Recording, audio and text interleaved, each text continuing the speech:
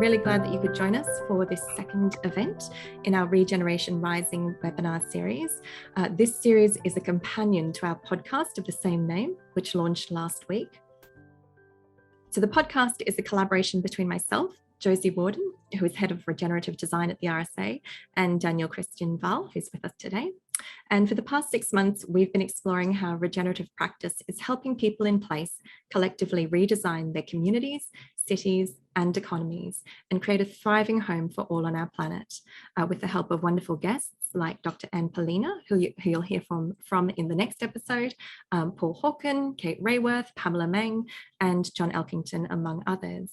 So this webinar series is an opportunity to dive deeper into the themes that we've been exploring and touching on in the podcast, and to bring in new voices and perspectives with the help of friends like Tyson. We're going to start off with a bit of a yarn, and after about 30 minutes or so, we'll bring the audience in to ask some questions. But I'm going to take the host's prerogative and start us off by asking about something that I feel is often overlooked in discussions in the regenerative space, and that's story. So we were really fortunate to have, as I mentioned, the incredible Dr. Anne Polina as one of our guests on the podcast. And when we asked her for her final takeaway at the end of the episode, she actually said, it's all about stories. And it's something that I've been reflecting on quite a bit, particularly since hearing your conversation with David Turnbull and Sienna Stubbs, Tyson, where you talk about story as an active relational process. And you actually say we story the world, but the land itself also speaks. It also has stories which are reflective of that wider pattern of creation. And when stories come together, it facilitates that complexity of thought that allows for collective intelligence and provides that multi-dimensional perspective. So I'd really love you to tell us a little bit about this, but also how we got from that beautiful embodied, complex, wide understanding of story to our current conception, which is about story as an escape, or something that facilitates our separateness, or worse still, is used for as a tool for deception, which I think is what you call wrong story. So I'll let you mull over that.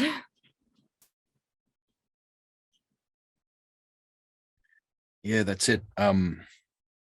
It's really good to see everybody and acknowledge the stories from this place on Bunurong country where I'm right now. Yeah, all those big stories. They're so connective though, it just that excites me. Like Kingfisher story, Wurundjeri country just up the road. That Kingfisher story there is really powerful, but that goes everywhere. That's like ancient Greece. They're migratory, and the Greeks, everybody has that same idea of that kingfisher being a liminal species, sort of, that goes between worlds. Like we all have the same story for that. It's when I see those ones that come out from country where you are, look into all around the world, that works. Daniel Christian Wahl here. Me and Daniel have had some good yarns, and so we've got story together now too. Yeah, so thanks for the opportunity for us to keep going with the yarn. Yeah, I don't have to monologue here either, brother. If you want to sort of jump in and back and forth a bit, feel free. But yeah, there's this idea of right story and wrong story. That there's a lot of different ways of thinking about it, because in our communities, Aboriginal communities, there's that term, that wrong story idea, and wrong story is often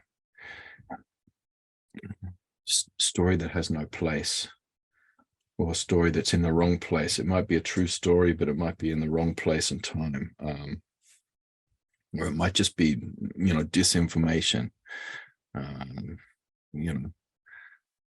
It's funny, misinformation in our way can be right story. It's not necessarily factually correct, but it helps in its time and place. Yeah, but there's disinformation, like wrong story, that and that's usually something that hasn't emerged demotically from the group or from the place, but something that's been manufactured unilaterally, to achieve somebody's weird goal. That you often find that around the place. There's a fair bit of wrong story kicking around in the world right now.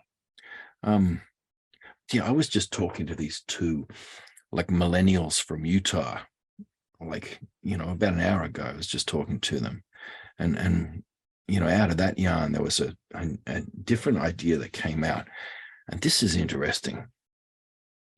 That disinformation can be a true story, but it's just in the wrong place. And all the sort of trolling and all the edgelords and stuff out in the world, and a lot of the rhetoric that's flying around on the planet right now, a lot of it's just in the wrong place, that story, because it might be true, but context is important. I don't know. So yeah, I've got some examples of that, but yeah, jump in, bros.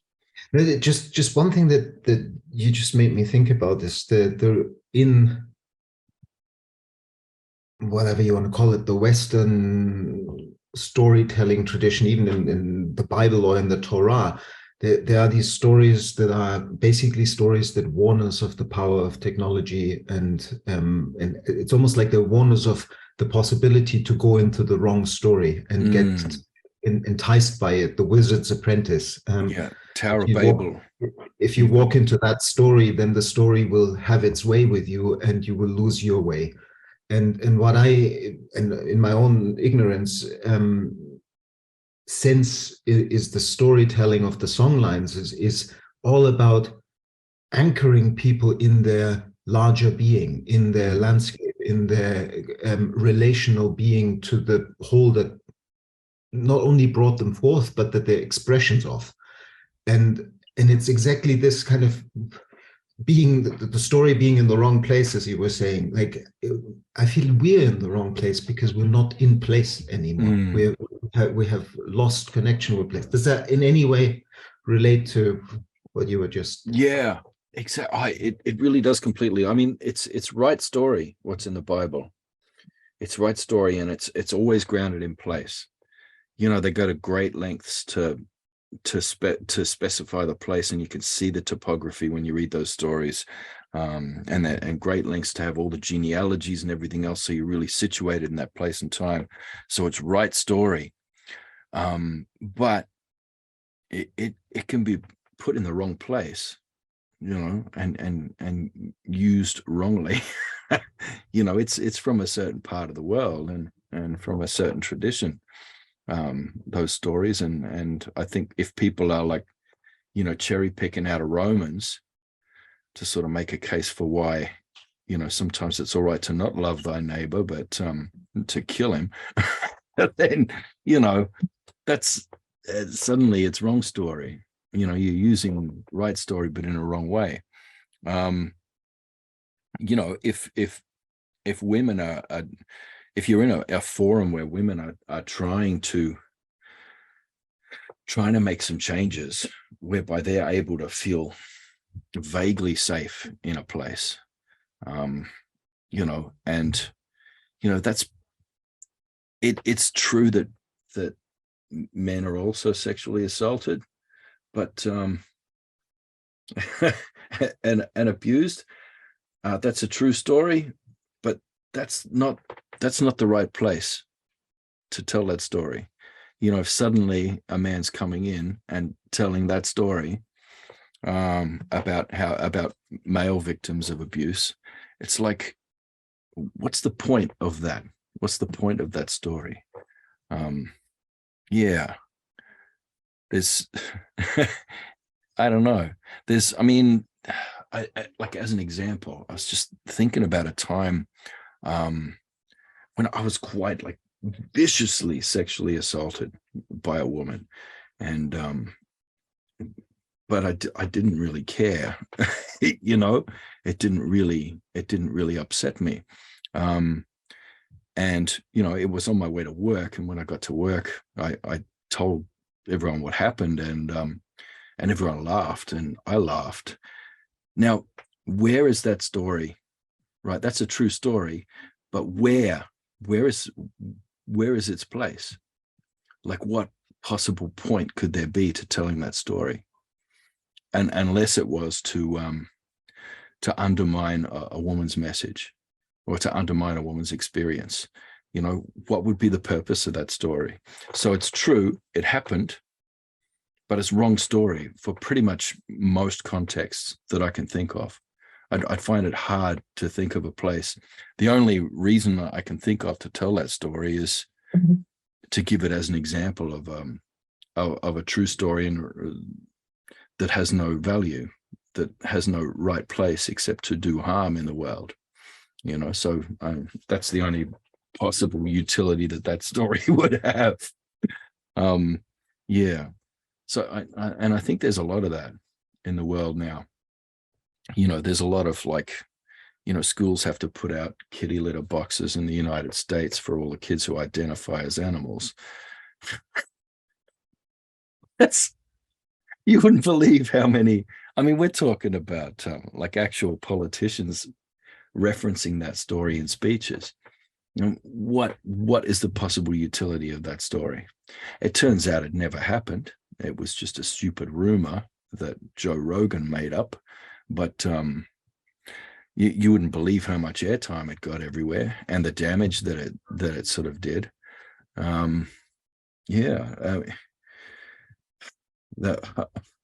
only utility I can see for a story like that is to you know, make trans kids want to kill themselves, and to make life hard for their parents. That's the only possible utility I can think of for that. Yeah, it's pretty horrific. There's wrong story everywhere in the world right now. I don't know how long we want to keep going over those pathologies, though. I think it's depressing. We could get more into the mechanics of right story, but is there anything else any pickups you want to make in there, bro? That's what like the flipping in of, like Philipa used the word restorying. Like, how do we story ourselves back into right relationship with place, with each other, with a planetary civilization, with technology, with our ancestors, with the original instructions? Any reflections on that? Like the right story, how do we make the turn? Well, I think with humor first. I think if you parody, you can parody wrong story or right story in the wrong place, in a way that kind of disrupts it. Laughter really helps. You know, so for me, you know, I think one of the biggest wrong stories of the last 30 to 40 years has been this idea of the invisible hand of the marketplace. You know, that's a problem. that's wrong story. And it's everywhere where it shouldn't be. So for me, like, I retell the story, but I call it the invisible dick of the marketplace, which usually makes people at least smile. And I don't know, I get emails about that all the time, people laughing their head off. And I think that somehow disarms it a little bit. But then, I mean, you can't just do that and be one of these cynical, just sort of, you know, throwing stones at the Google bus, and that's it. You gotta have something to replace it with, you know. So you got to put right stories out there. And sometimes these things, good stories, often are cautionary tales too, you know. That sort of warn people away from destructive behaviors, etc. But also sometimes they're just joyful stories as well. But yeah, you need to replace the narratives that you disrupt, because you don't want to just leave that gap in the ecosystem, because you know what happens when a niche is unfilled. It's usually the worst, most invasive species will come in and and colonize, you know, if you leave a gap. Yeah. I like your business, Daniel, about I don't know, it's really stuck with me. When I was describing, like, to my wife before what you do, and how people regard you as like this expert in intentional communities, but your rewriting of that story is, well, I'm not really into intentional communities. It's just, your community, your neighborhood, where you are, that's where you live. Be intentional about it. You can't just like buy some land somewhere and then select the good people that you think should be there and put them there because that's why they fail. Who's in your neighborhood, that's who you got. Be intentional. Anyway, I like that story. The two for me are very related, because it is write yourself back into the story in which you take your being, rather than find a brownfield site with some mates and try to write a new story where everybody wants to write a different story. And the only thing you have in common is that you want to write your story differently from the mainstream. And like one of the elders at Findhorn always said, like, why are we surprised that we have difficulties coming to decisions together? We're all a bunch of anarchists who rejected mainstream society to set up something alternative, and just because we have that in common doesn't mean that we want to do the same thing.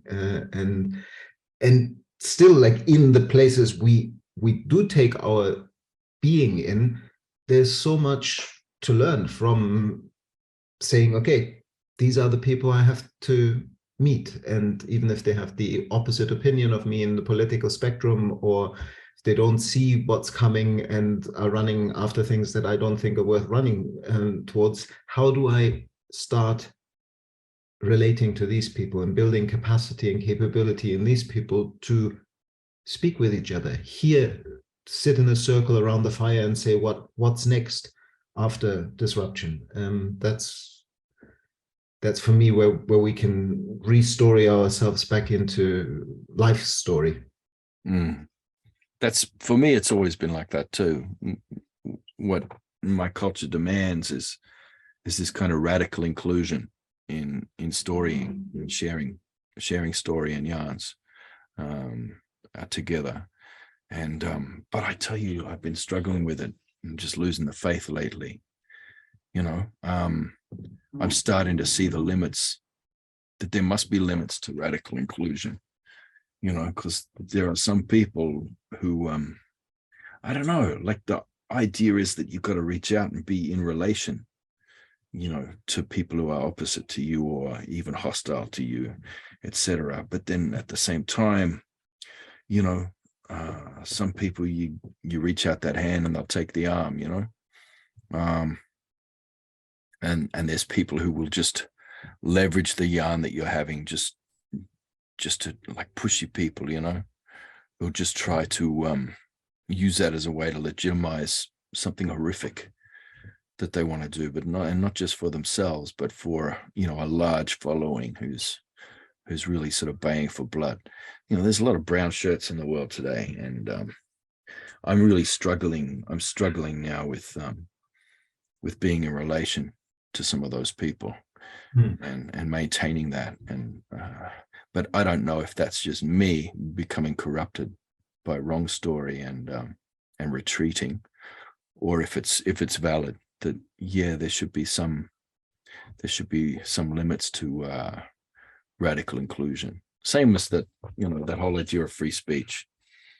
That, yes, free speech, but not if it's going to kill somebody, not if it's harming people. It's tricky. Is it perhaps that those people have become so divorced from their place, coming back to that concept that, story locates us, story creates that connection, that relationship between us and the land and with each other, and facilitates that understanding and mapping of the world, which is the term that David Turnbull brings into it, that kind of spatial cognition aspect. Is it that they have just so diverged from that path that it's hard to connect with them in any kind of relational way? They've almost lost the ability to, be in relationship at all. That's it. But see then, so like, even as you're saying it, and even as I'm thinking it, there's part of me that just bucks against that idea that, you know, people are irretrievable, or that someone's irretrievably lost, you know. I mean, I don't know about everybody here listening. Maybe you can sing out in the chat or something, but how many people in your circle or in your family have you lost to like online radicalization, who are suddenly just spouting insane stuff, like absolutely insane, and suddenly they're anti-Semitic, or suddenly they're just rampantly misogynistic, and you know, and wearing MAGA hats like out of nowhere. I have elders, you know, who've gone that way, who, you know, they just spend their time making anti-vax bloody YouTube videos now, you know. So it's like, I don't know, it hurts. It's like someone's died, and you want to stay in relation and keep reaching out, you know, and you know that not just from your own instincts and your own relation and experience, you know that that's the only way to do it. But then, and the research says the same thing, you know, that you just have to stay connected with those people. And that's the only way. You might be their last link to the real world. You know, and you might be the last relationship that they have, that's standing between them and, you know, running out and buying a rifle. You know, so I know that's true, but then at the same time that you have this grief and this kind of recoil about it. So you have to have a good story that you can keep together, that you can steer people back into, and that's must be land stories somehow. Bros, what there? What do you think about, because there was something when you brought up the kingfisher that, I mean, and this is like me just really flying with a thought and intuition. Stories with their own power as an in and of themselves, that the stories themselves have healing powers. Like when you spoke to the people in your neighboring region having a powerful kingfisher story, I suddenly thought, how interesting.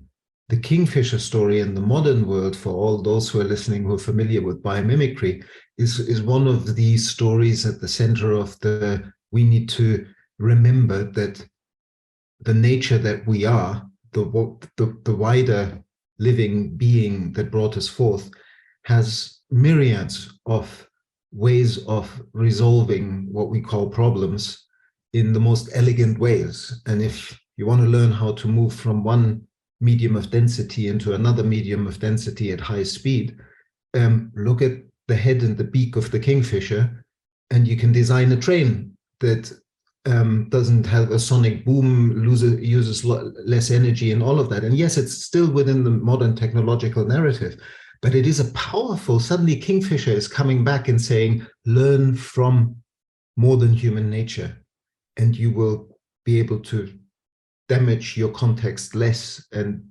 be more mindful of it. And so does that in any way resonate with you, that like that maybe the power of the kingfisher story itself in a modern disguise of narrated by the biomimicry community is actually the same power that maybe the kingfisher story is reminding your neighbors to be in relationship with more than human nature? Yeah, for sure. And then, but you need stories from the whole system, don't you? And to follow those patterns so that you have an economy and a political system and ideologies that allow for people to invest in infrastructure without you know, meeting the opposite stories of, you know, no, that's big government, you know, that's less spending, let the roads fall apart. That's, you know, people want to fix up their part of the road on their street, then they should do it. That's their own business. You know, this whole move away from the collective, the state, all the rest of it. You know, yeah. you know, there are countries that are very wealthy and should have high-speed rail, you know, no matter which bird head they use to design it, and they just don't. They don't have that because they don't have story for that kind of collective action and support that would you know, allow enough money to go into infrastructure like that. You know, they have stories that tell them they must funnel all those things into more horrendous technologies to destroy, to kill people and to destroy the world, you know. Yeah, they'd probably be more interested in that lizard that pisses boiling water on its enemies, and like, hey, how can we use that to make some kind of toxic, you know, water-based flamethrower to like smite our enemies with, you know. Yeah, you need those other stories from nature too.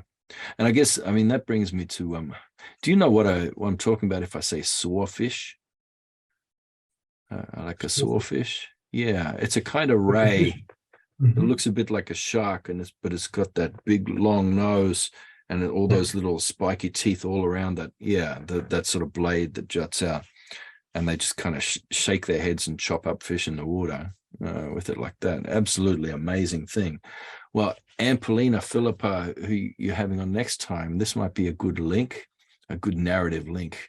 Yeah, we've been talking lately about that one because that's in my clan. That's a really big totemic entity, that sawfish, because the Uplich brothers, you know, famously hunted that like a giant, one of those, and you know, they cut it in half. They argued over it and cut it in half and took one half north and the other half south.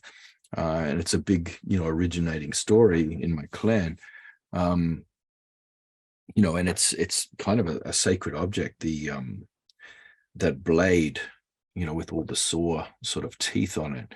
You know, we used to make swords out of it, you know. People still make them now, but they're kind of decorative and painted sort of to hang on the wall. We don't like hit people with them anymore. Yeah, so that's a big one.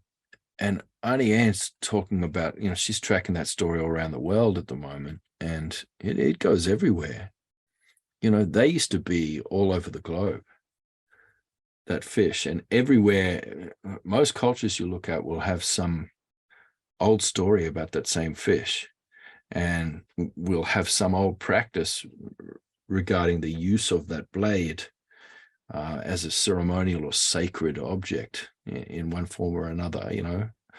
And this is so in Europe, they have these stories. There's old myths. You can still find, you know, different artworks and things from way back in the day that sort of show those fabulous myths and stories around that sawfish. You know, sacred, all Africa, Asia, every continent. You know, it's one of those ones that goes everywhere. It's one of those stories for the world that everybody shares. And but they've been pretty much wiped out everywhere except back up home. So in far north Queensland and Northern Australia, and there's a few numbers, limited numbers in a couple of places in Asia, and that's it. They're pretty much gone from everywhere else. So what does that do to that story? You know, if they're not connecting those up, and then how important is it to keep the ceremony going, to keep that story going, to keep that story alive, to keep those song lines, those energetic lines of story. How important, you know, once something changes like that, how important is it to keep the story and to keep that going in one way or another? You know, I guess even just to hold that niche open for the right thing to come in after, or for it to repopulate, or you know. But then what other news stories are needed, you know, like the cautionary tales to prevent the circumstances that would, you know, disrupt things so horrendously again. Yeah, what are all these stories? But I just think I wanted to say that somewhere, and to have that maybe as a connective yarn that you could carry to Auntie Anne next time, you know, as a way to link these two yarns together. Yeah, and was I Daniel and I were both struck by her beautiful framing of water, the way she speaks about water as connecting all life on the planet. It was extraordinary, and the way water, rivers and waterways communicate with each other. And she would describe her river, the Fitzroy River, the Martuwarra Fitzroy River, how she was instructed by her elders to bring, and this isn't in the podcast, this is a little extra anecdote for this That's webinar right audience. I've heard this story, such a good story. Yeah, how she brought it to she was instructed to bring it to the Lemurs River, and so they could be in communion, so they could interrelate. And In France, like a river in France. Yeah, it's one of the world's oldest rivers, so her old people tell her, you got to take that water there, so they can talk. It's amazing. And I think this, for me, that's what I read into your beautiful, multi-dimensional, time-bending conception of story, that ability to cross stories, for not just human beings to have story, but, for all living beings and non-living beings to have story. And when they interrelate, that's when the magic happens, when when things come together, and we have that communion, and new stories are created. And it also reminds me of something that Professor Norm Sheehan said, which is around, there's now dreaming for cane toads, and for, I think he said that in our last conversation, and for, all these animals that are basically colonizing our, our country, and taking the place of native species, and, how that's coming into we're creating new stories about them. That is, again, another really interesting aspect that and speaks to that continuing process of creation, of time being cyclical, and story also being embedded in that cyclical, continual process of life, which is it's all reflective of the same, way of thinking, and the same mindset, which is just not that I see reflected in Western thought. It's just so much more complex, and allows us to see so much more complexity, I think, as well. Well, you just made me think about this, how even the way the word story lands in different people, depending on where they were educated and how they were educated, is something to kind of maybe put into focus. Because if you see the world through a subject-object lens, there's lots of things out there, and the story is about them, and it's all about, like, what does this story try to tell me, and what can I learn from it in a sort of rational mind way. Then I think we're actually missing the most important dimension of the stories that are the ancient stories of that are truly anchored in place, because they're actually coming in more through sensing, feeling, and intuiting, through the other three ways of knowing. And it's all about the relational bit. The Western scientific analytical story that tries to rationalize and describe things out there is the wrong story that drives us into believing separation is real. And the embodied sensing, feeling, how am I in relationship? Like when Anne Paulina said, in the end, really, it's all about story. It's, as you were speaking, I suddenly thought, what I think she might be speaking to is, it's about the warm data, how Nora Bateson calls it, the relational beingness of being in relationship as expressions of a living planet and a living universe. And it's this, how do we the other framing that some people will be familiar with is the story of separation and the story of interbeing, as Charles Eisenstein framed it. How do we come back to stories that make us deeply sense, feel, and intuit our relational nature, rather than make us go into the head and into othering and into separating. Well, that's wrong story. I think a really good example of wrong story is that scorpion and the frog, one that everybody tells, you know. So that fable, it's like, well, what scorpion? Like from where? And what frog? What kind of frog? And they cross the river. Like, what river? Tell me this place you talk about. It's like, nah. Bloody frog's about to cross the river. Scorpion takes a ride on his back, stings him to death halfway across, and they both drown. And what's the takeaway? What's the purpose of that story? Like, and why do people tell it? You know, it's very specifically to tell you don't trust anybody. Don't help anybody. If you help people, they will kill you. You know, don't trust your neighbor. Don't help those in need. It's wrong story, eh?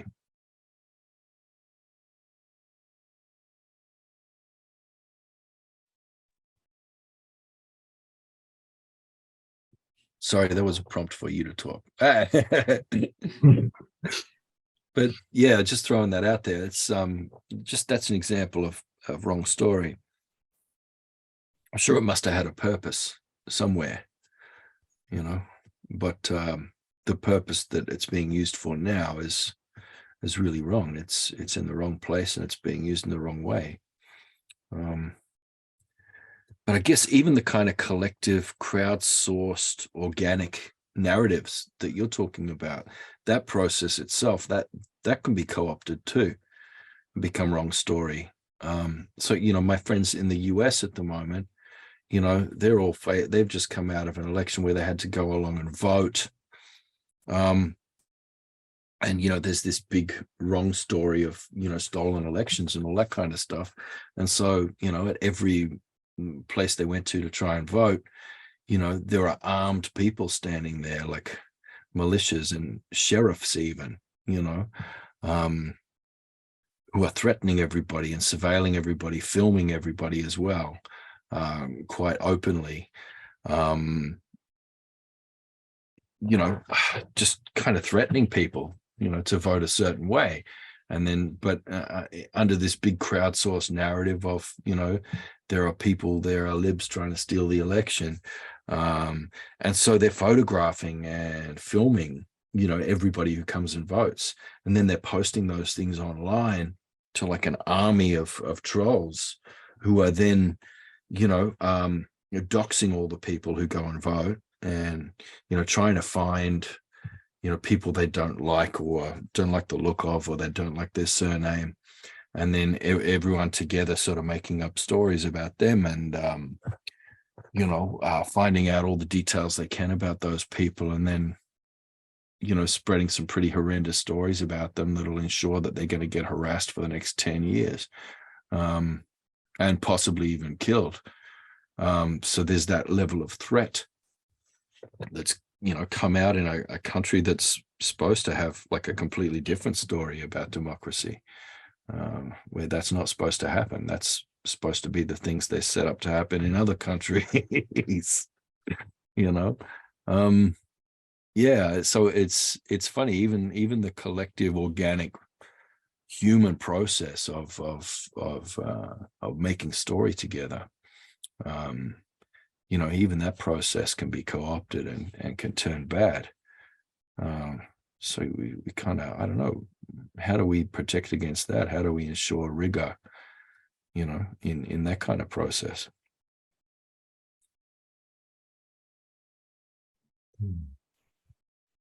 Unless Daniel has something he wants to say, I'm going to jump in. It's related to that. It doesn't necessarily come naturally on from that, although because I don't know the answer to that question. That's a conundrum. But what we're talking about now does remind me of the beautiful essay that Kumpa Murray Elder and Mary Graham wrote on Aboriginal worldviews, which she starts off by saying, the land is the law and you are not alone in the world. And I love that start. She goes on to, you know, explain what she means by that. But, you know, at face value, you are not alone in the world sounds, like a nice warm and fuzzy feeling. I'm part of a community, which is in part what she means, those kinship bonds. But what she goes on to say is that it's a check. It's that, notion that you're not special, which is something I've heard you say before, Tyson. You're not a lone wolf. You are part of something that is special, but you and yourself, you are just, you're not the one and all.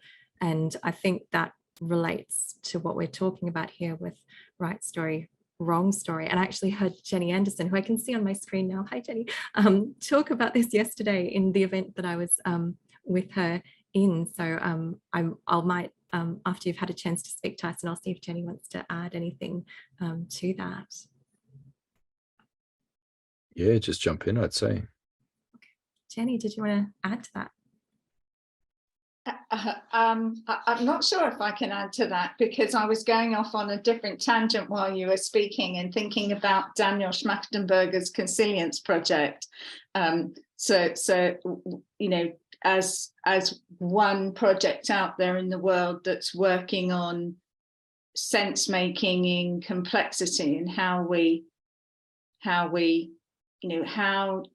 do we understand when there's right story and wrong story going on in front of us, and then how do we understand how to be people who only work with right story? And I don't have an answer to that, but I think what we were talking about yesterday was that as one of the critical challenges of the time we're living in. I think, and I was thinking about, and I am going off on a tangent here now. I was thinking about, I think it's Thomas Kuhn's work, about how do you tell a different story from the wrong story that's in front of you, when talking about always questioning anomalies or pointing at anomalies and failures in story, but that makes you one of those sort of constant rock throwers, but also at the same time concurrently keep coming yourself from a new and right story, or different and right story, and where you can, inserting people with right story in places of public visibility and power, which is mind-blowingly difficult, I think, if not impossible. So I'm not sure if that's what you're asking me, but that's where I was going off as I was listening to Tyson talk, and that's where my head was wandering off to. And I'm going to jump in here and say that Jenny Anderson is one of our wonderful guests on the podcast as well. So you should really look forward to her episode on place, which is coming up. And now I'll let Tyson and Daniel take over.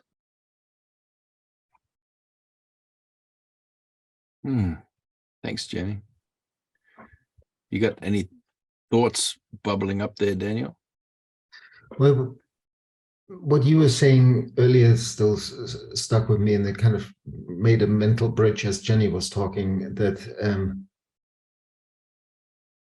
we want to be inclusive, we want to listen to the diversity of voices, we want to understand that the diversity of human opinion and perspectives is life's diversity, and therefore a source of creativity. And on the other hand, I completely am with you and daily faced with wanting to draw a line in the sand with regard to, not with you, brown shirt, I really don't even want to have the mental pollution going on, the energetic pollution going on, to be in relationship with you, because I feel all sorts of, figuratively speaking, black tentacles reaching out and co-opting memes. And it's interesting because Jenny just spoke with this bioregional movement that is flourishing around the world, where people are trying to rediscover the power of place and how they can relate to place.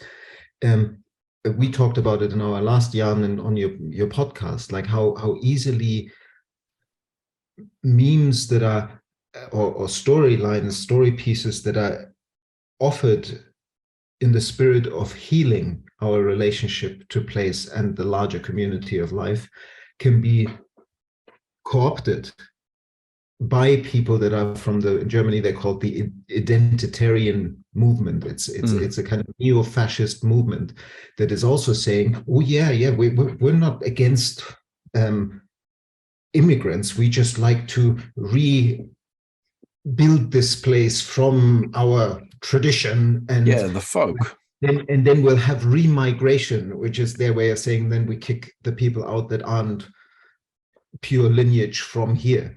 And so suddenly this whole movement of saying no, regionalizing, coming home to place, healing local ecosystems, building community resilience against what's coming, creating processes of bioregional regeneration, both in terms of ecosystems, social cohesion, and local economies. All sounds wonderful, but even there, as you go into it, you will in each place meet the wrong story that actually overlaps. That people say, yeah, we're for food sovereignty, water sovereignty, energy sovereignty. We're for listening to the story of this land and learning from them. We're for learning how to be in relationship with this place again. But then at the same time, those people can continue the story of saying, and we're about kicking people out that aren't from here, and we're about building life rafts in a dangerous future, and basically suddenly you're prepping on steroids with a bunch of fascists. And how do we find that fine line of not letting stories be co-opted again? Stories can heal and stories can kill. This is what we talked about last time. Hey, we spent a lot of time struggling with this and didn't really resolve it, but we were both expressing, our dismay at and both of us have put stories out into the world and then seen them come back to us with really wrong messages. It's like you wouldn't believe how many people get back to me and thanks for everything you've said. That's, Second Amendment. I'm like, what part of the Second Amendment do you mean? Like well-regulated militias, regulating the militias? No, just having guns and shooting people and making sure that there's no background checks on people for mental illness or abuse of women, which is that's like one of the biggest markers for mass shooters as people who have a history of domestic violence, males who have a history of domestic violence and violence against women. These tend to be the people who end up becoming mass shooters, so I've got these wrong stories coming back to me like, that's not what I said. And you've had the same as well. Also, putting stories out into the world, and people are making these compounds and trying to figure out how to have an internal economy work. Jenny mentioning Daniel Schmachtenberger's work. It's this, even if we're trying to be strategic and helpful in the right way, and we would, like, the old adage that I think comes from the integral spiral dynamics world, sort of you have to talk to people where they're at, not where you want them to be. Yeah. Yes, there's deep wisdom in that. And like, I deeply appreciate Daniel's work, his analysis, and the one place where we had, when the last time we had a conversation, didn't quite see eye to eye was around technology, and maybe it's because I'm idealist and whatever. Because the narrative or the story that says exponential tech is here to stay and it's a threat, existential threat to humanity.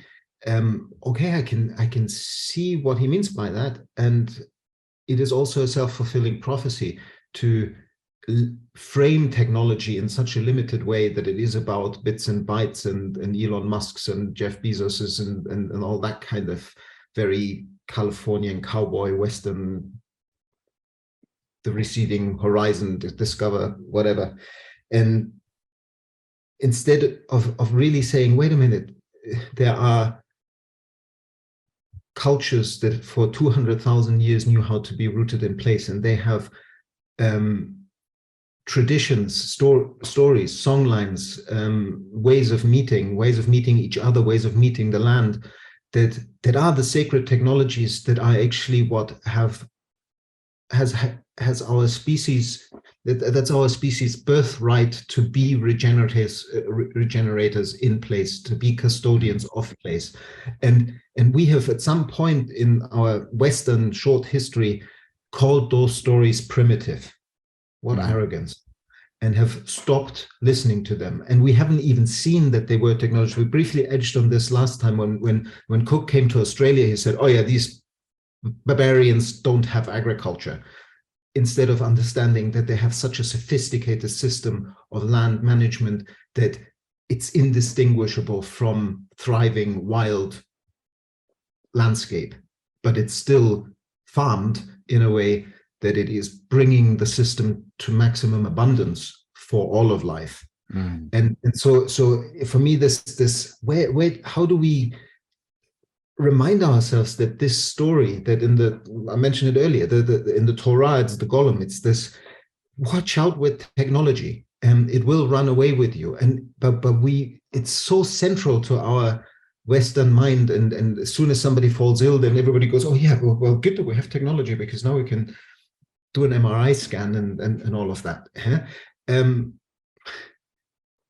How do we watch out that the power of the stories that we're actually enshrined in, that we're encapsulated in, isn't, how do you break open the wrong story and reconnect with the right story? I deeply feel that the right stories want to break through us. Like I'm more and more, the only glimmer of hope I still have for humanity is that actually life, our bigger ancestor, our elder brothers, are much, much stronger than all that delusion story that we've built over the last 250 years or longer. And that it is working in all of us. That, like, on a daily basis now, I feel days where I have more inner energy that is kind of, I know that I'm somehow ill at ease, and I don't know where it's coming from. And when in the evening I actually do have a look at what's going on the planet, normally it's a bingo. Like I feel like I sense in myself stories that I haven't heard yet, but because I'm not separate from this world, what is going on out there is actually resonating within me. And I feel like that's, for me, a small lived embodied indication that there's actually a much larger story stirring in all of us now. That is life's own will to flourish and thrive and survive. And that power can break through those stories of necromancy, of death, that hold us all enthralled. I don't know.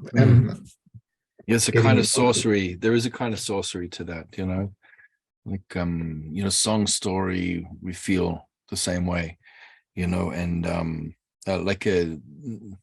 these are, you know, like our stories are sung here, and you know, but there's also this idea being sung is, you know, being cursed, like someone can curse you, you know, that way as well. And I feel like there's so many stories, you know, so many songs in the world that aren't really stories, also that they're more curses. You know, these things are everywhere, and they really catch fire. It's almost like the worse they are, the more they catch fire. Yeah. And I don't know, I see, like, so we're talking about Daniel Schmachtenberger, you know, I see I see a lot of his things around, you know, sense making and that kind of, I don't know, that kind of stoic and meta modern approach to, you know, knowledge and governance and economies and all these sorts of things. You know, I see that being co-opted as well by a lot of people. It's it very much appeals to a certain kind of libertarian ethos as well. And even though that's not where he's coming from, I feel it. I see it. I see evidence of it being co-opted, and I see people adjacent to him doing sense-making stuff, which is, well, let's just look at the facts.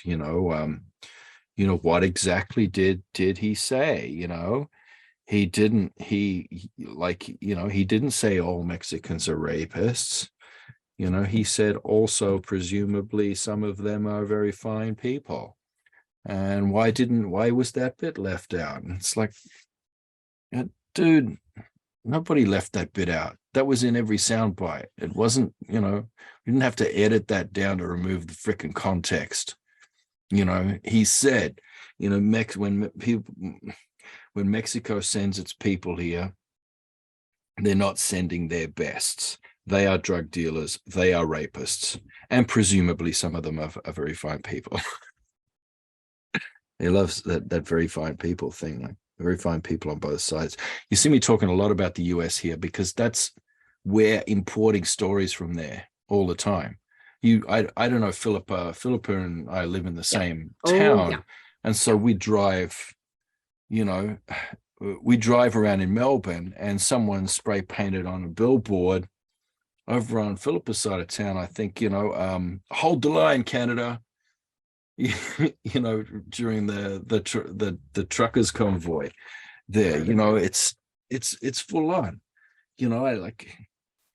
A lot of people want to talk to me, and I talk to people, and I'm 10 minutes in the conversation, and they're talking to me about Jewish banking families. I'm like, bruhs,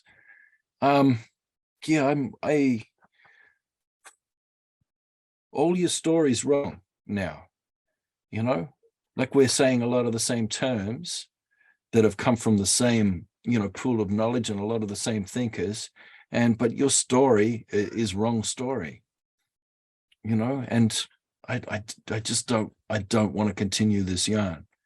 I'm going to have to cut you now. Please don't contact me again. Goodbye. God, it's just it's these curses just fractally reproducing in the world now, and it's going through everything like chewing gum in your hair. You can't get it out. You got to shave your head and start again. It's it is really tricky, man. I mean, I love Daniel Schmachtenberger, and it's just having a yarn with him is a treat, a big treat in my life. But then at the same time, his stuff is being used by a lot of people, and when you put story out there, you're responsible for it too.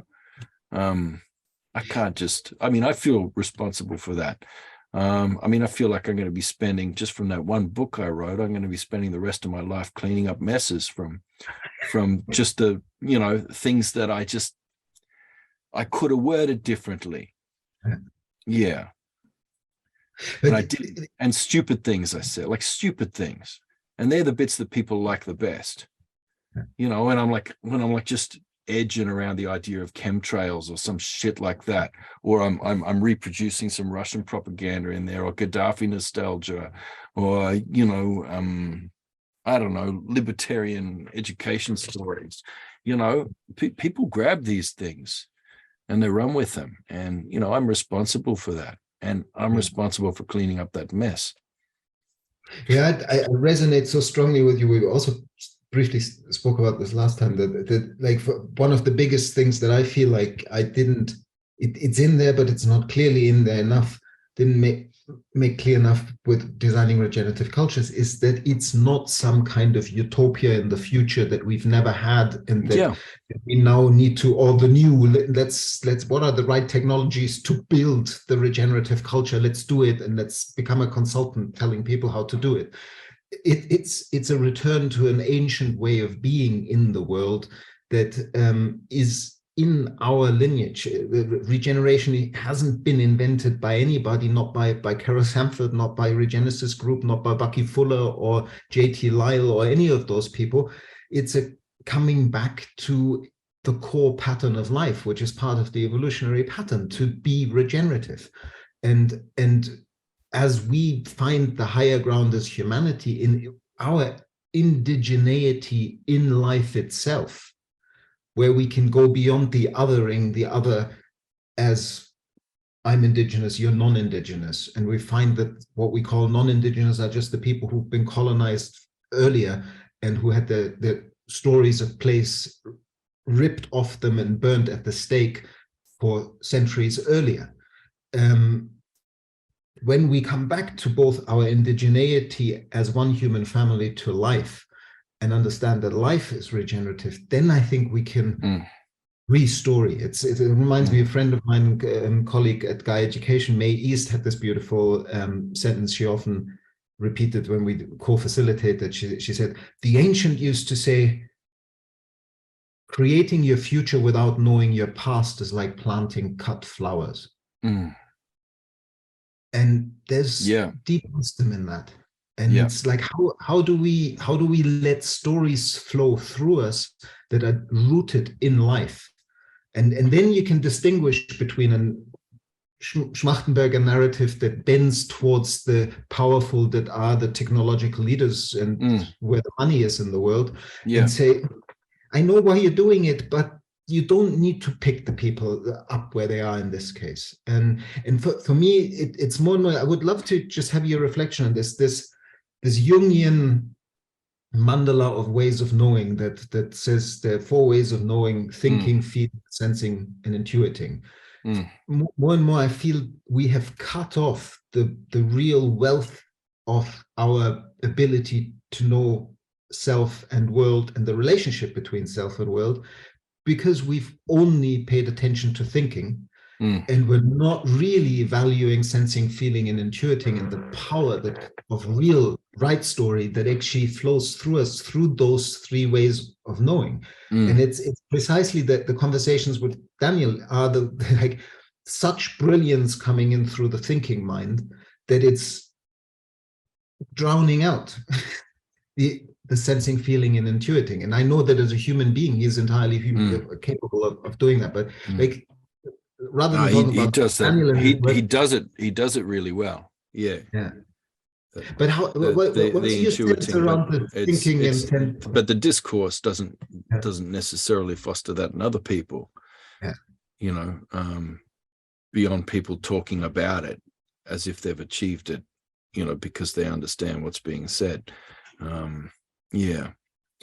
It's, I don't know, it's tricky. Look, I've got a lot of, like, you know, really good friends who are thinkers, who, you know, and some of them our relationship isn't what it used to be, you know, since I started saying to some people, hey, you know, if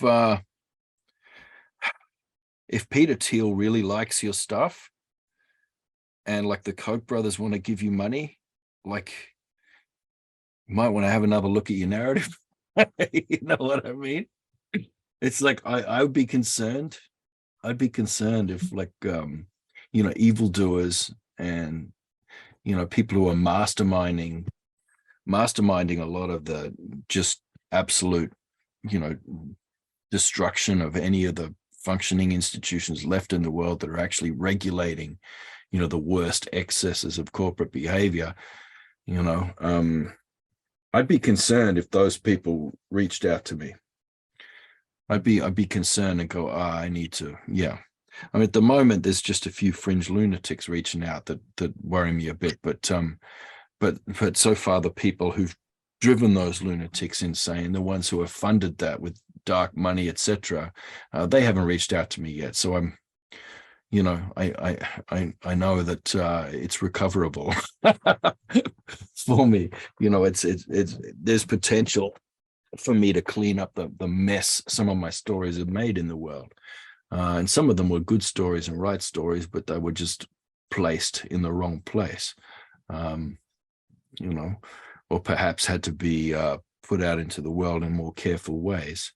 So I still have hope for hope for Tyson, that he can clean up his narrative caca, and maybe grow something nice out of it. Yeah, I'm working hard at that.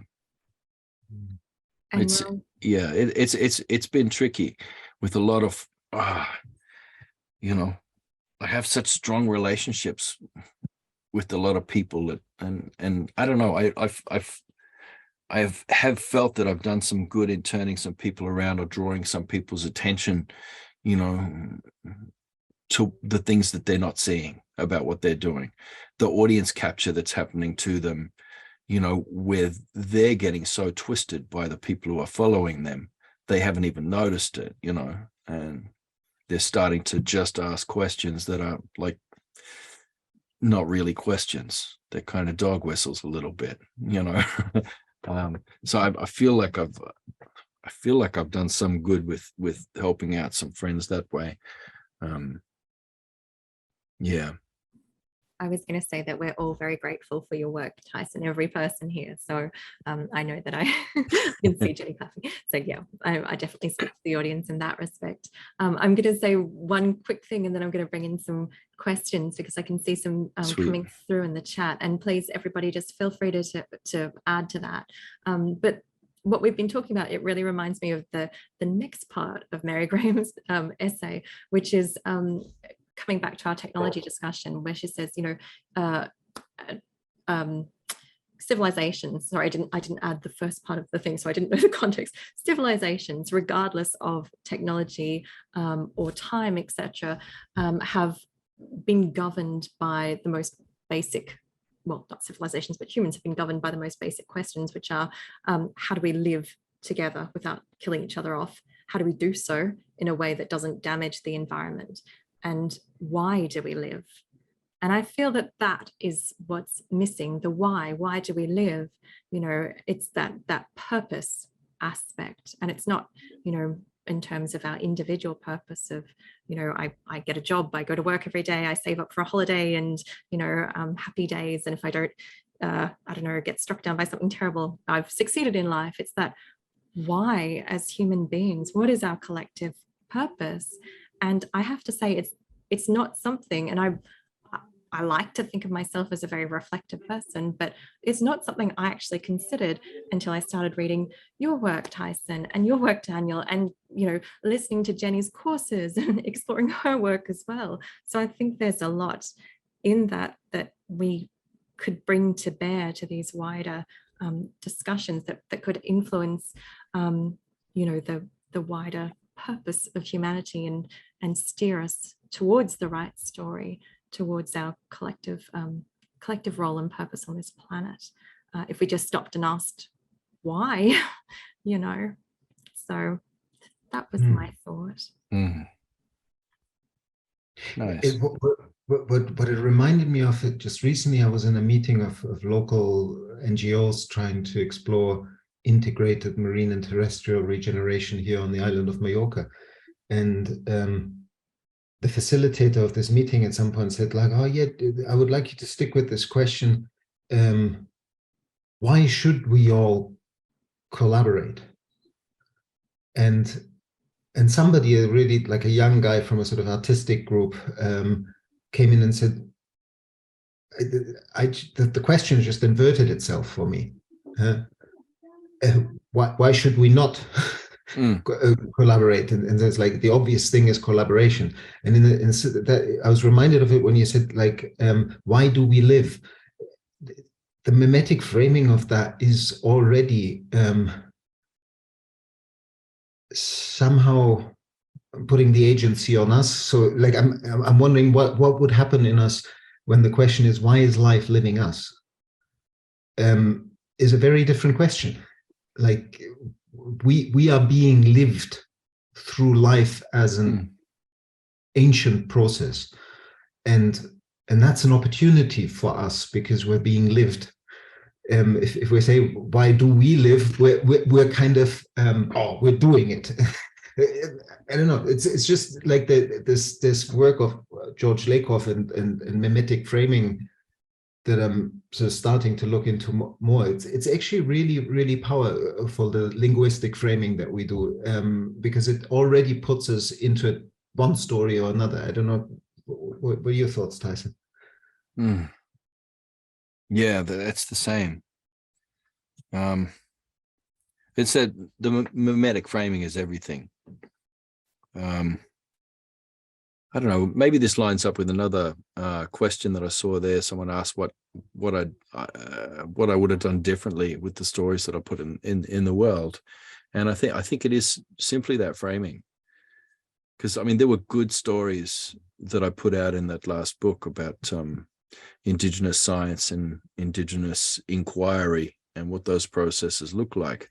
But I did not describe one piece of that without juxtaposing it against, mainstream science, Western science, whatever you want to call it, the global scientific scientific process. I always juxtapose it against that in a way that tried to make the institutions of science and the processes of science globally look stupid or wrong.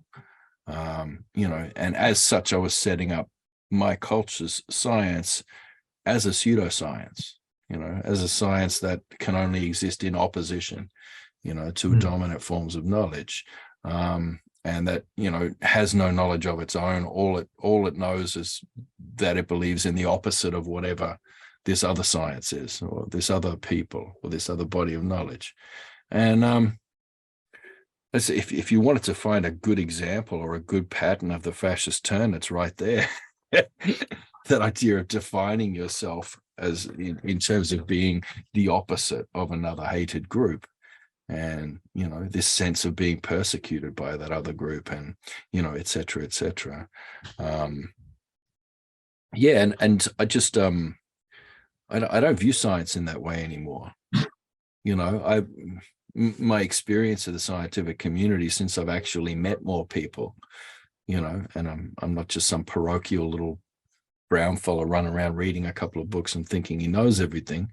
Now that I've met a bunch of scientists, I see that it's different. Science is a community, and it's a communal process that's networked right across the globe with all different kinds of thought and different minds. And it's quite rigorous in terms of peer review, but there aren't centralized organizations. That the reviewing of things is by peers, and it happens in these vast networks. And, and the idea is that science is never settled.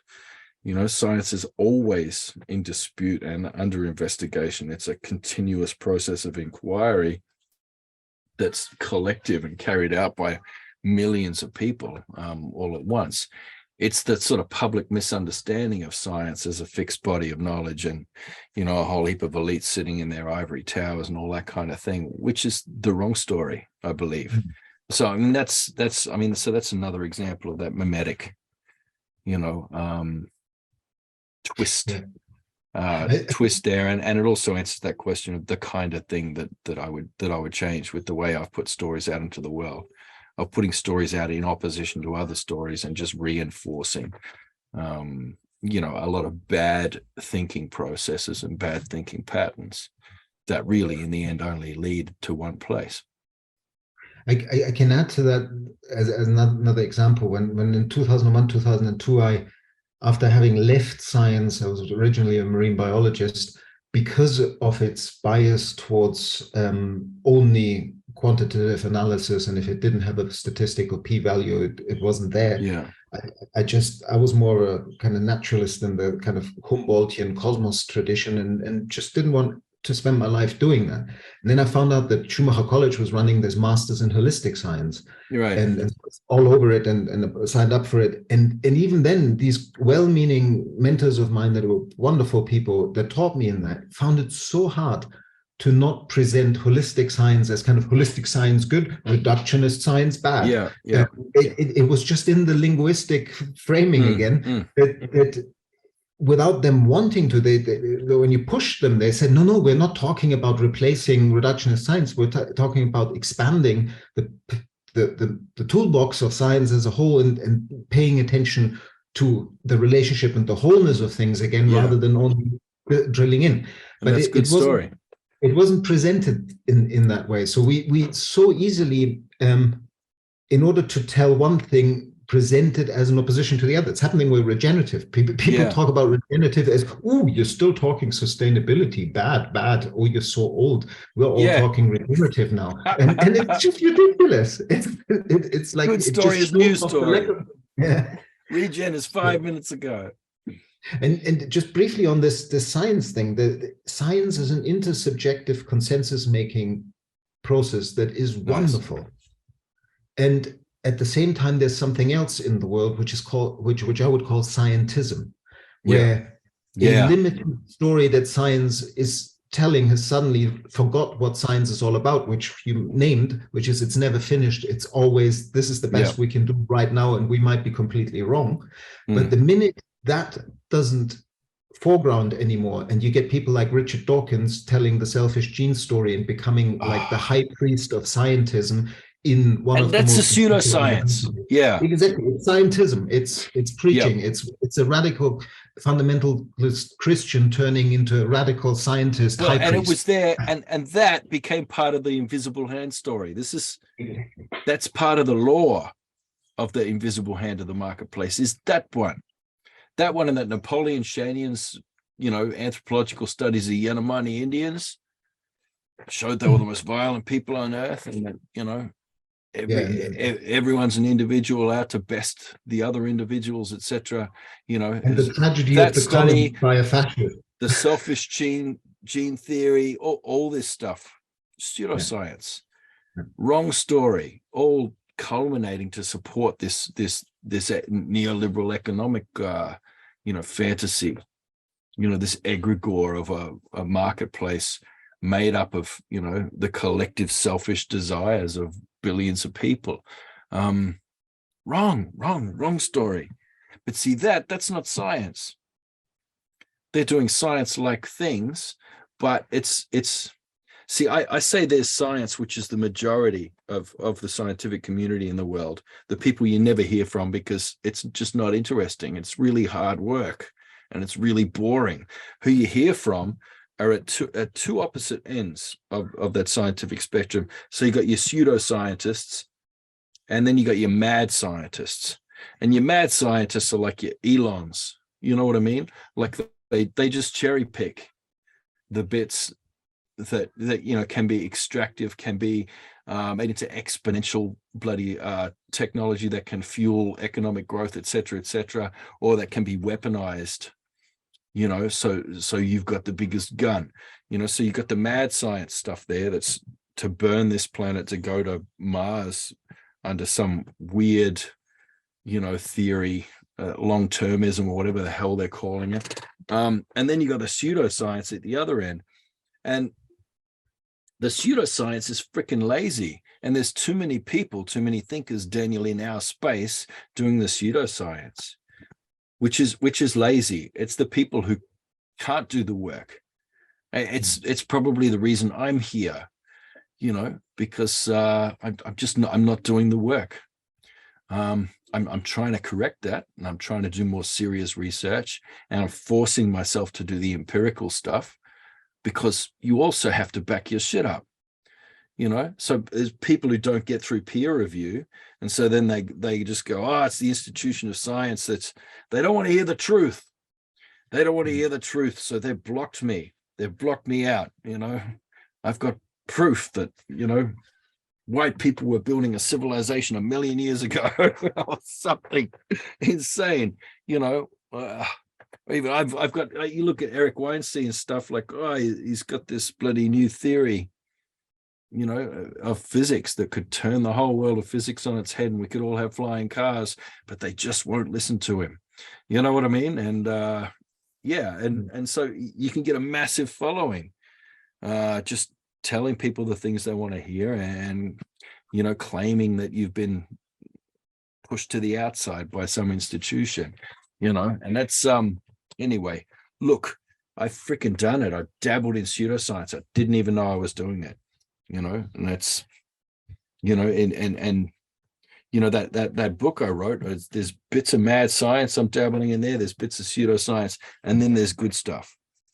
There's the real science in there as well. It contains all of these things. You got to really be vigilant. and that's why you're supposed to do these things in a community of peers who are watching what you're doing and who aren't afraid to reach out and say, nah, that's wrong. That's wrong story, bros. Where are you getting that from? Gaddafi had a sex dungeon. Just cool your jets. Read a little bit more first before you put that story in the world, please. Yeah. I'm going to shift track now and pick up on one of the comments that was in the chat. You want to shift away from Gaddafi's sex dungeon? No, that's really interesting, actually. We can talk about that if you want to. No. But, this one's about Christianity because, and it's to do with that wrong story and the need to, and it's Jane's comment. Jane, did you want to come in and just talk a little bit about that, if you're still here? Or I can read it for you. I don't mind. Jane is staying silent, so she may come in, but yeah, Jane, I think. Yeah, I couldn't. It's like me that you're saying which comment, which one. I made a few. Thank you. The first one. Yeah, it's the one about the white savior comment. Yeah. All right. Okay. Yeah. Well, I am from Brazil, so I hear a lot about the doctrines and like the colonization itself, how it happened, and this white savior that we come and we solve the problem. And I think there is a lot in design about solving the problem. And so I was wondering if this story, it's something that separate, as you have like the parable, right? Of like what's it called? Like the tares and the is like the wheat, and how they tell the story that we need to separate and then ensure that this doesn't grow. And so I was thinking that the story kind of still remains, and people talk about it like it's me and you, and it's like enemies, and so this remains this kind of story. Yeah. I've got a lot to say on that, but Daniel might jump in first. In the meantime, good. Congratulations on your elections, by the way. Oh, thank you. Yeah. It must be nice to have like a slightly less awful person in charge. That's true. Okay. Tyson, go ahead. Okay. Yeah, well, it is that, I mean, on a basic level, it's that othering, but it's this idea, like, most religion is a training ground for fascism, or some kind of fascism, in that it's that same patterning of you defining yourself by an out-group that you seek to punish, or that you long to be punished by some powerful other, like some powerful god king, or some powerful authority is going to punish these others for you, these others that you hate, and you take joy in their suffering. Those aren't your neighbors, and you do not love these neighbors. So there's that idea that a powerful in group persecutes and hates an out group righteously, and that is their sacred duty. You find this in most religions, but particularly in Abrahamic religions, like it's oh my goodness, it's particularly vile. In those ones, something happened between the Tigris and Euphrates there. I don't know what that was, a few thousand years ago, but it wasn't pleasant, because that's really kind of spread everywhere, that one. But then here's the fascist turn occurs when that dominant in-group begins to perceive itself as being persecuted by that out-group, that minority out-group, where they actually just tell a completely wrong story. They flip it around so that the evil that they're doing, they project onto the other group. And that's when the fascist turn occurs.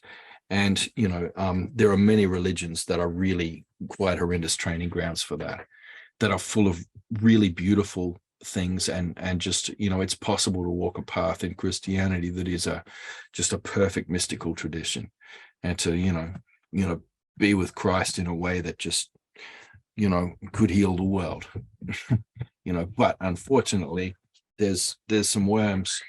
There's some worms in that book, and it attracts some nuts. Yeah. What is that? What happened between the Euphrates and the Tigris?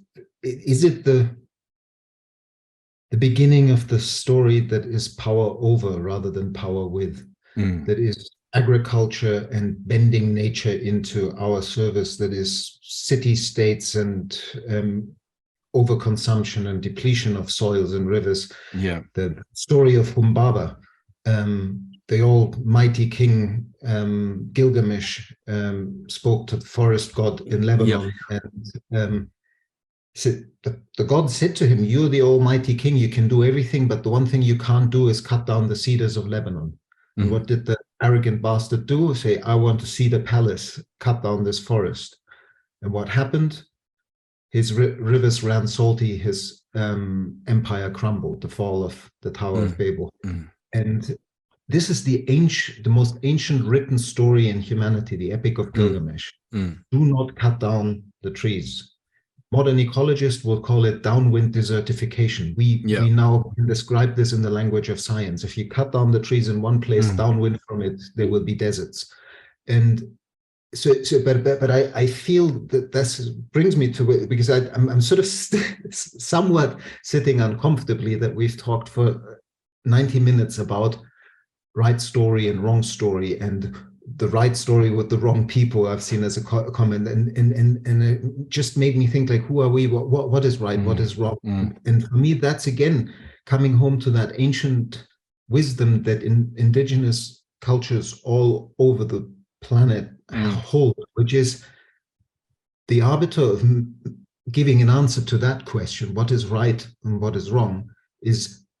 Does it serve the individual? Does it serve the collective? And does it serve life? And the collective there is not just the chosen group of in people and those are the others. The collective there is the human family and the family of life. And if we can test our stories against what they do to that totality that needs to be connected, to be in vitality, then I think we might have a Occam's razor for what is right story and what is wrong story. I don't know. What do you think?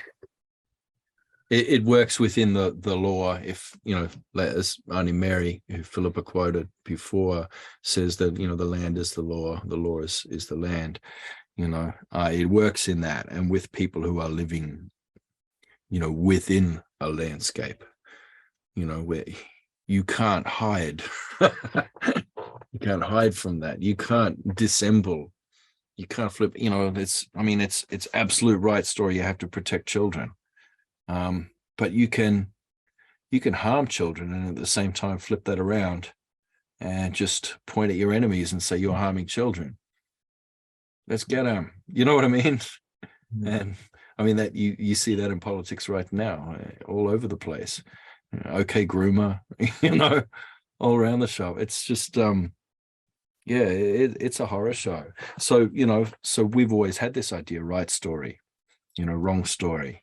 But that's not a heuristic that works in the world as it is now, with this kind of jujitsu that can happen everywhere. Churches, I think one of the big problems with religions, to come back to that same question before, is this separation of the worldly and the spiritual. So, indigenous spirituality is not even a spirituality or a religion. It's a secularism. Spirit is biology. Spirit is in biology. That's not a separate thing. It's in everything. And it's just part of your ecology, your ecosystem is that. It's all embedded. So, but religions, what they do is they separate the secular and the spiritual. And they tend to encourage people to dwell more and more in the spiritual and to accept only a spiritual authority, and that other things are worldly, and that you must have suspicion about worldly things like, child protection agencies, science, that you view these things with suspicion and you avoid them. And you know, and yeah, so if your child is abused, then you don't go to the police, you come to the church, and the church will resolve that issue, because the church will force your child to sit down with their rapist and forgive them, you know, and these things will not be reported, and that person will keep reoffending, but we will forgive them. You know, we will enable their abuse over and over. And it's not just one religion or two religions. It's not just the Catholics. It's all of them.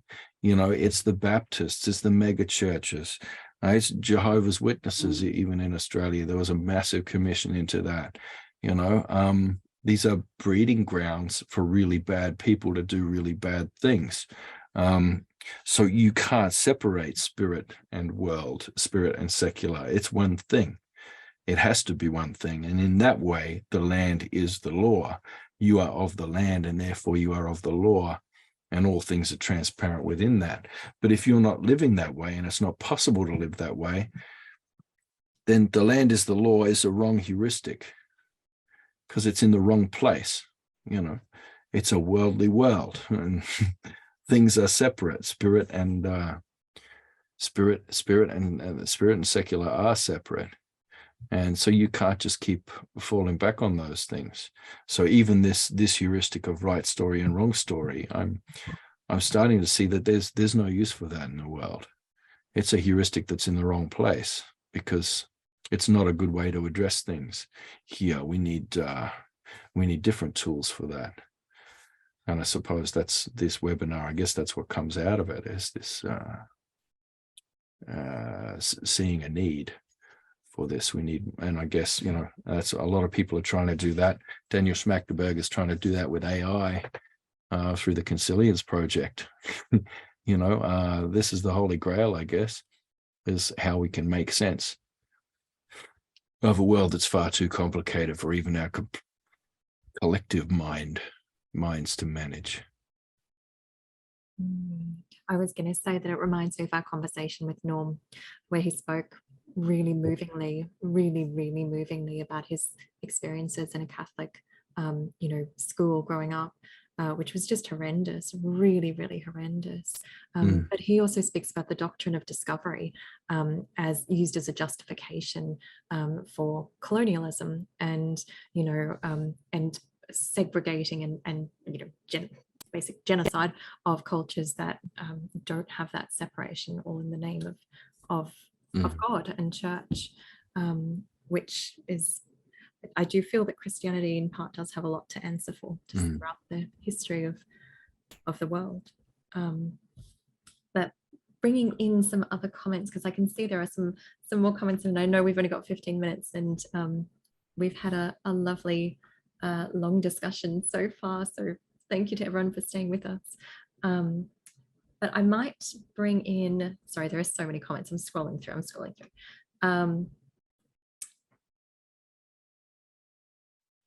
I'm struggling to find someone. Okay. Martha, did you want to come in and talk? Because we haven't heard from you yet. I know I was going to bring in Jenny again, because Jenny's made a few comments recently. Or I can see Vishva's got her his hand up as well. So I'll bring in Vishva, and then I'll see if Martha wants to come in also. Vishva? So I'm coming from India, and my name is Vishwa Shah, and I'm a man. So first of all, love that conversation, and I might have catched only parts of it, so I forgive myself, like I'm asking forgiveness for that. But I have this question about science, and I always say that science is my first love, and I fell out of love with it, and then I'm trying to fall in love with it again. So there is this story about Jack Benveniste and a group of people who were working on water memory, as in that water could transmit and create, take forms of memory.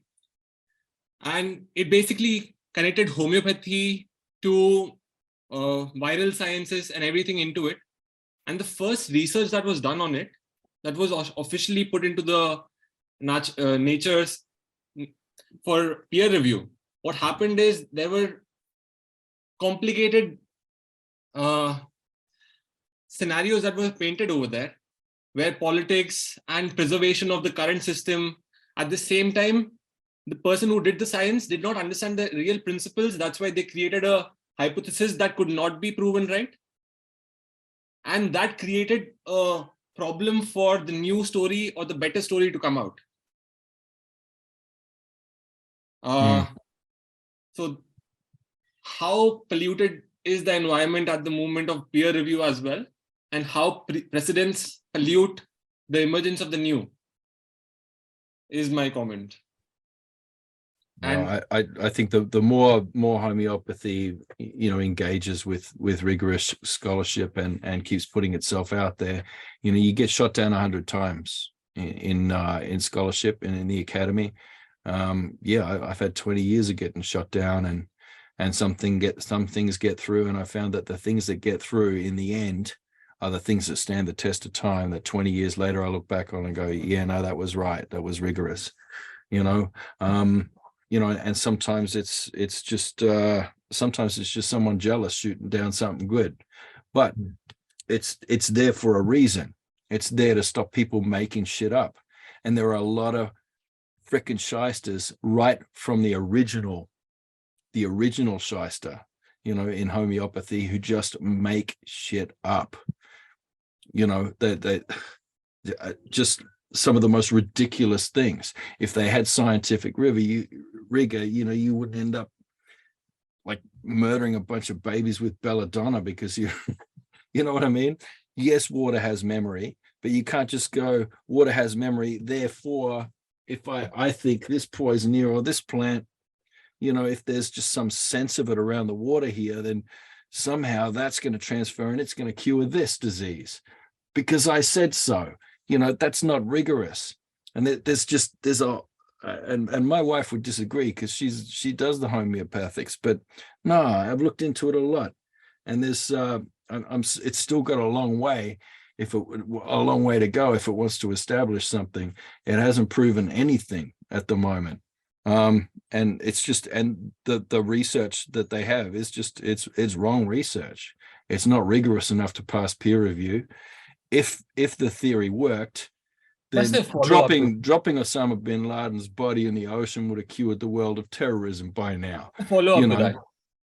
So persistence is something, rigor and persistence is something, but being grounded in the life forces, understanding the principles of life internally, and then doing things so that in the time constraint that we have, we are more aligned to life rather than.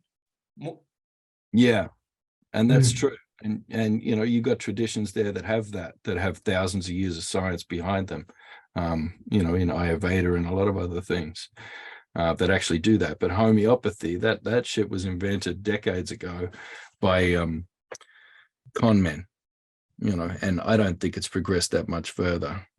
So I'd be careful with those things. I'm sure there are some people in there that are doing good things and actually having good rigorous inquiry, but I think most of what you're going to find there is going to be bullshit, bros.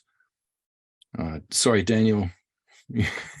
I would have gone, my mind was going somewhere very different with that comment. Just like in my own work in academia, I wrote a PhD in 2006 that was called Design for Human and Planetary Health. And I wrote it within an academic design school, and all the designers were just looking at me as the alien who had come in from biology and holistic science and wasn't a designer and didn't know about beauty because I hadn't been trained as a designer and all those kind of things. And that was in 2006. I couldn't find any further research funding because I was literally pushed from one funding council to another. And now it's just a few years later, like in 2013, the Rockefeller Foundation and the Lancet started a commission called the Planetary Health Commission. And then a few years later, they put out the Planetary Health report. And now there's a Planetary Health Alliance with 270 universities. And I'm not saying because of my PhD research, but you can see the mimetic shift. You can see what was ridiculed only in 2006. By 2013, already had landed in the health policy field. And just last week on Tuesday, I was part of the UK Design Council's Design for Planet Festival, which they started last year.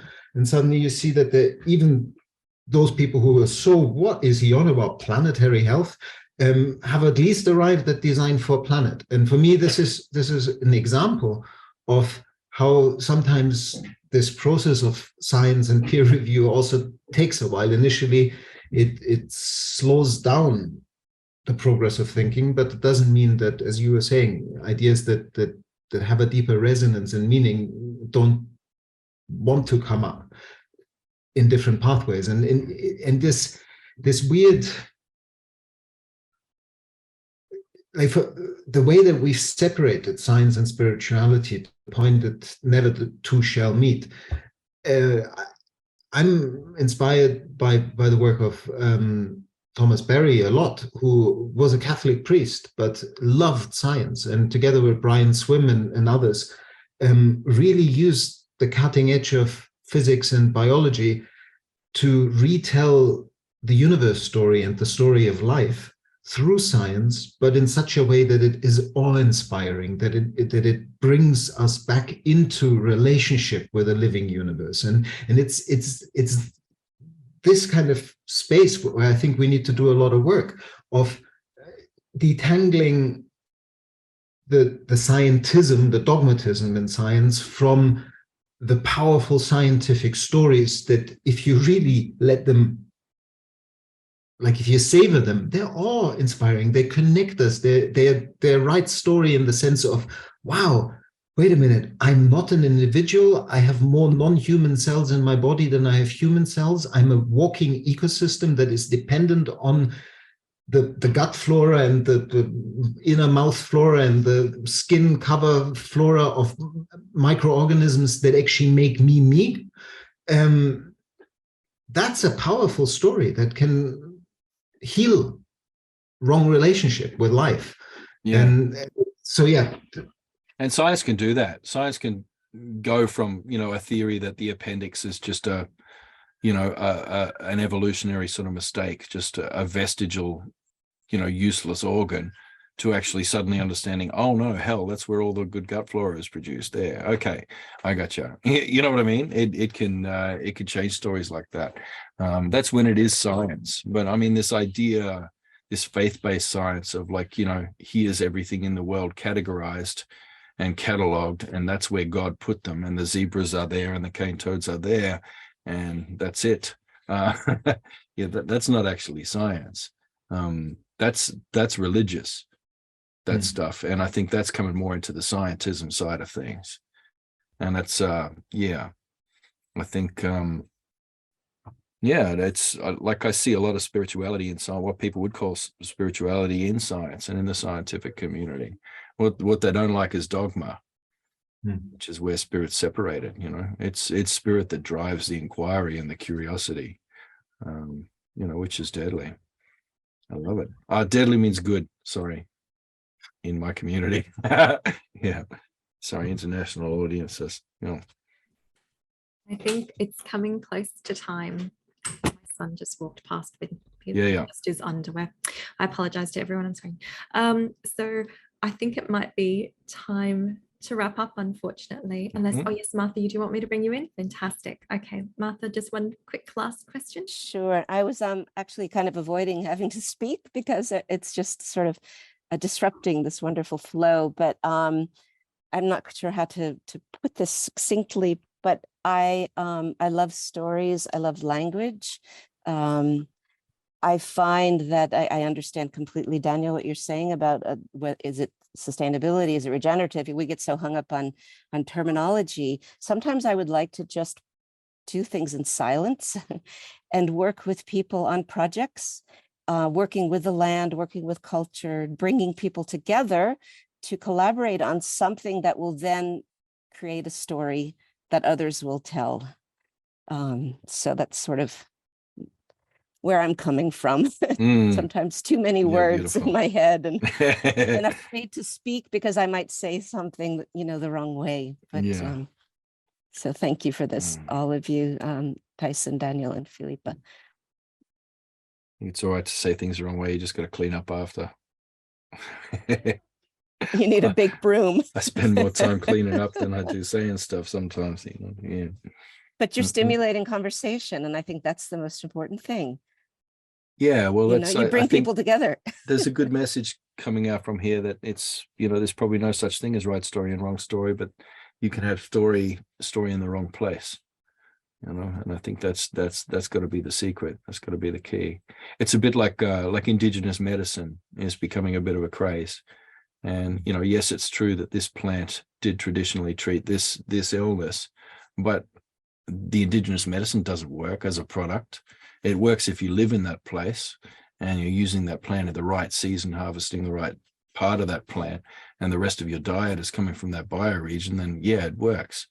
But, if you're getting a tablets of gumby in capsules, dried, powdered, harvested, whenever, that shit's not going to work. So right story, gumby, wrong place, yeah.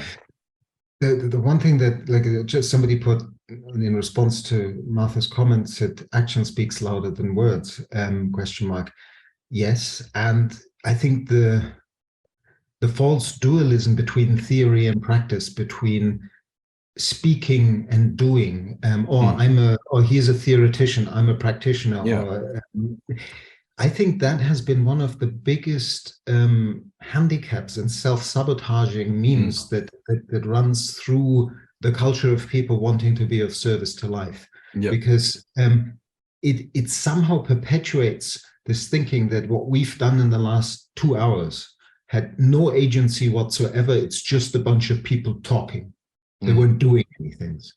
And I believe that so much is about the meta design, the story we tell, and how that then informs our actions. That this kind of collective sense-making process, while it's landed in all of us slightly differently, it has changed all of us who were part of this conversation and were listening, and it might even change some people who were listening to it afterwards. And that agency is changing the world as well. So it's, for me, it's just a really important reminder that yes, we need to go into action and doing, but it is how we change the being from which we're doing the doing that is informed by story and by meaning making and sense making. And we sort of dance beautifully around this. How do we make sense together out of this mess that we got ourselves into?